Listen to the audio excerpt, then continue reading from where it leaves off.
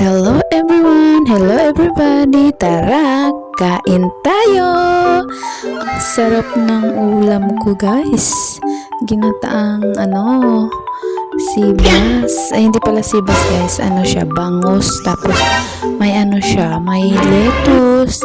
May kalabasa. Nilagyan ko din siya ng okra. Kaya ayan.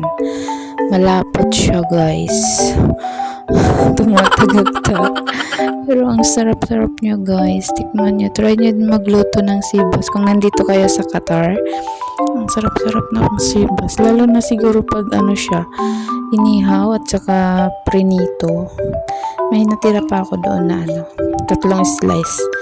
Piprito ko yan siya next time pag wala akong duty. Sarap-sarap niya guys. Sarap din siyang gataan. Para din siyang bangus. Ayan. Todo kain na naman ako niyan. Parami na naman yung kain. Wala na namang control. Sira na naman yung diet. Hindi naman pala ako nagda-diet. Kain lang ng kain kung may makain. Alhamdulillah. Wow!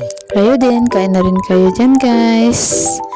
Yan lang naman. Thank you for watching. Please, paki-like naman and share and follow. Char! Sa mga may gusto lang naman guys. Thank you. Yan. Kain ng kain. Matinik yan guys. Kaya habang nanonood kasi ako ng abot kamay na pangarap. Yan. Kumakain ako dyan. Kaya panatingin ako sa kasi nanonood ako ng teleserye guys. Kayo rin ba nanonood din kayo ng abot kamay na pangarap? Ayan. Sarap na naman ng kain ni Buneng. Sarap talaga ng okra. Wala pa kasing sili dyan. Di nakalimutan ko bumili ng sili. Kaya okay lang. Kinataan. Sarap.